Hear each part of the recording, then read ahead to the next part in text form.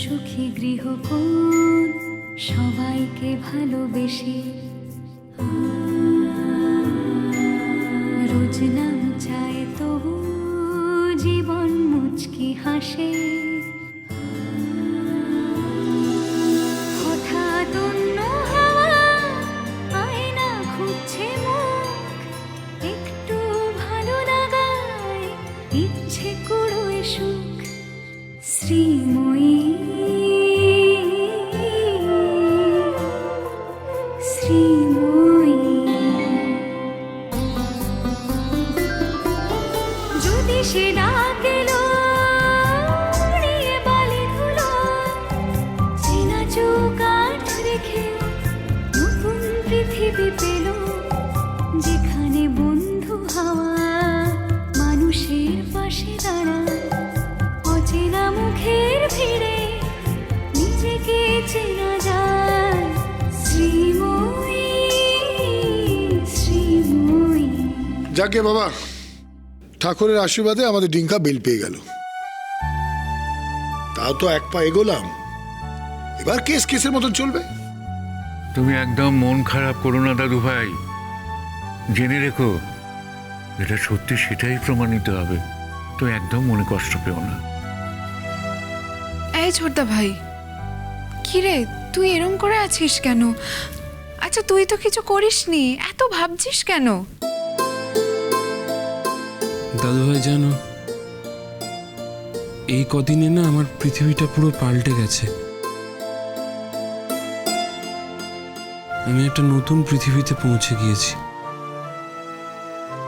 আমি জানি না তোমাদের পৃথিবীতে আর কখনো ফিরতে পারবো কি। এসব কি কথা ডিঙ্কা? তোমাদের পৃথিবী আমার পৃথিবী, এসব আবার কি? তুই তো কিচ্ছু করিসনি, তোর পৃথিবীটা আলাদা হবে কি করে? হ্যাঁ, আলাদা হওয়ার কোনো জায়গাই নেই। আমি জানি ডিঙ্কা, তোর কাছে এই এক্সপিরিয়েন্সটা খুবই ট্রমাটিক,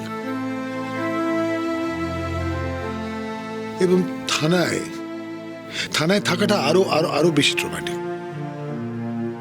আসলে মা, এই ঘটনাটা তো শুধু আমার জীবনে অভূতপূর্ব ঘটনা নয়,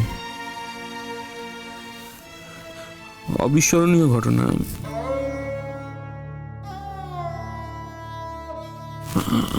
আমার মনে হয় আমি স্বাভাবিক জীবনে ফিরতে পারবো না, জানো। এসব বাজে কথা কেন বলছিস ডিঙ্কা? তুই নিজের মতো করে থাক না। আর আরেকটা কথা বলে দিই, প্রত্যেকটা হিয়ারিং এ যদি তোকে প্রেজেন্ট থাকতে হবে তা কিন্তু নয়। তো যেদিন মনে হবে তুই যাবি, আর নালে আমাদের উকিল আছে তো। মা,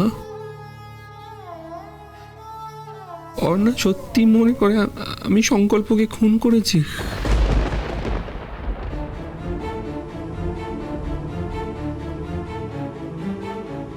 কে কি মনে করে আমার জানার কোনো দরকার নেই। অনেক হয়েছে, এবার শুধু নিজের কথা ভাব। তোকে কারো কথা ভাবতে হবে না, শুধু নিজের কথা ভাব। কাগজে রোজ লেখা বেরোচ্ছে, তাই না? কাগজে কাগজে কাগজে যদি লেখা বেরোয়ও তাতে কি হয়েছে ছোটদা ভাই? কাগজে কি লেখা হচ্ছে বল? কাগজে লেখা হচ্ছে এরকম একটা ঘটনা ঘটছে, এই ঘটনাটার ব্যাপারে লেখা হচ্ছে, আর সেখানে তোকে সন্দেহ করা হচ্ছে। কেউ বলেনি তুই খুনটা করেছিস। আমি চারিপাশের মানুষদের মানসিকতা জানি। ওরা সন্দেহটাই ধরে নেবে, ঠিক মনে করবে আমি খুনি।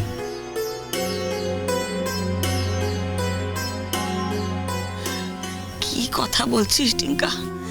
দেখুন তো বাবা, ও যদি এরকম কথা বলে তাহলে আমি কার উপরে ভরসা করব? হ্যাঁ টিঙ্কা, তুই জানিস না যে আমি তোকে সব থেকে বেশি ভরসা করি।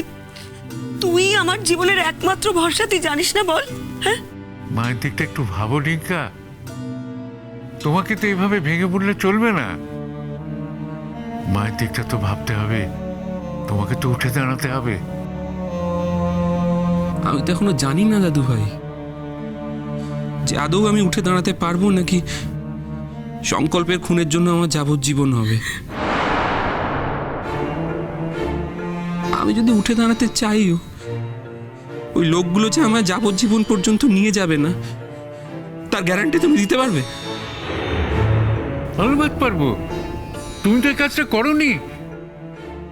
আমাদের বিচার ব্যবস্থা এরকম ঠুনকো নয় যে তোমার বিষয়ে ভালো করে বিচার না করে তারা রায় দিয়ে দেবে। এ কখনো হতে পারে না।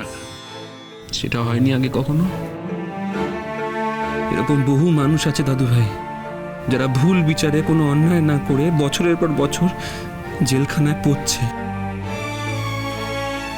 কেন তোমরা জানো না? না ডিঙ্কা না, তোর সাথে আমি একমত হতে পারছি না। তুই কেন নেগেটিভটা ভাবছিস, কেন পজিটিভে কনসেন্ট্রেট করছিস না? তুই সেসব কেসের কথা ভাবছিস যেখানে ইনজাস্টিস হয়েছে। কতগুলো কেসে জাস্টিস হয়, সে নিয়ে ভাবছিস না কেন? আমার সাথে খারাপ কিছু হবে না তোমরা জানলে কি করে? বিশ্বাস রাখ টিঙ্কা, নিজের উপর বিশ্বাস রাখ। তুই তো ঠাকুর দেবতা বিশ্বাস করিস না, কিন্তু আমি তো করি। আমি জানি আমার ঠাকুর আমার ছেলের সাথে কোনো অন্যায় করবে না। আমি তোর মা, আমি শেষ পর্যন্ত যাব। আমি দেখতে চাই আমার ছেলের সঙ্গে অন্যায় অবিচার কে করে। মুখে বলা সহজ মা, কাজে করা সহজ নয়। একটা গোটা ব্যবস্থার বিরুদ্ধে তুমি একা দাঁড়িয়ে কিচ্ছু করতে পারবে না। ওদের একটা আঙুলের ইশারায় ওরা মিথ্যেকে সত্য প্রমাণ করে, ভুলকে ঠিক প্রমাণ করে। তুমি কিচ্ছু করতে পারবে না মা, আমায় কেউ বাঁচাতে পারবে না, আর সেটা তোমরা জানো। তাহলে সাধারণ মানুষ বিচার ব্যবস্থার সুবিধা কোনোদিন পাবে না বলছিস? ছোটদা ভাই, ব্যতিক্রম নিশ্চয়ই থাকে, কিন্তু সেটাই রুল নয়। তুই কিন্তু ভুল ভাবছিস, তুই দেখে নিস। ওকে তো ঠিক বলছে ডিঙ্কা। দেখ, তোর নিজের এক্সাম্পলটা দেখ। তোর তো আজ বেল পাওয়ার কথা ছিল না, কিন্তু বেল তো পেলি, তাই না? হ্যাঁ, বেল পেয়ে গেলাম ঠিকই, কিন্তু কোনো দায় থেকে কি মুক্ত হলাম পিসেমশাই? আমায় কোথাও যেতে গেলে পারমিশন নিতে হবে মা। থানা থেকে পারমিশন দিলে আমি যেতে পারবো, দেশের বাইরে যেতেই পারবো না। তো কোনোদিন ভাবিনি আমার জীবনটা এরকম রেস্ট্রিক্টেড হয়ে যাবে। অন্যের অনুমতির জন্য অপেক্ষা করতে হবে, অন্যের দাস হয়ে থাকতে হবে। আমি কোনোদিন ভাবিনি এটা মা। আরে এটা তো ফর দ্য টাইমিং, এরকম তো চলতে পারে না। কেসটার তো একটা নিষ্পত্তি হবেই। ততদিন আমার কেরিয়ারটা শেষ হয়ে যাবে দাদু ভাই, শুরু করার কোনো সময় থাকবে না, সেটা নিশ্চয়ই বুঝতে পেরেছো। কখনো না, খুব তাড়াতাড়ি সবকিছু মিটবে। আমরা আমাদের লয়ারের সাথে কথা বলেছি। তারা তো ঠিকই আছে মা, বিচার হলে আমার কি শাস্তি হবে সেটা আমার খুব ভালো করে জানা আছে। উফ টিঙ্কা, সারাক্ষণ কেন এরকম অলক্ষণে কথা বলে যাচ্ছিস? তুই যদি এরকম করে সব সময় বলিস তাহলে আমি কি আঁকড়ে বাঁচবো বলতো? যেটা সত্যি সেটা মা, তোমার নিজেকে মানসিকভাবে প্রস্তুত করতে হবে যে তোমার ছেলে সারা জীবন জেলের গাড়ি টানবে।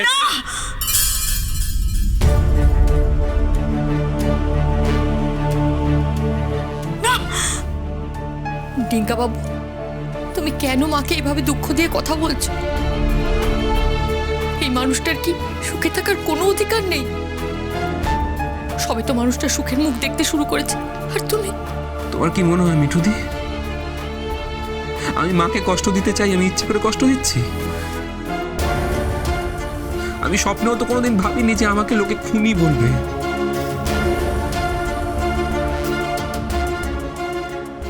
আন্টি,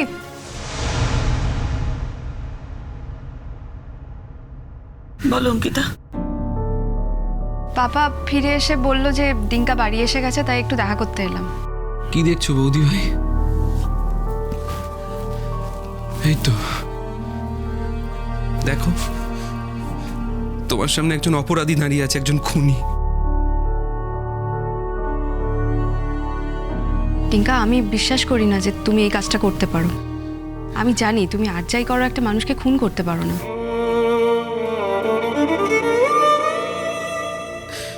থ্যাংক ইউ, এটা আমার জন্য একটা huge consolation prize. Thank you বৌদি ভাই।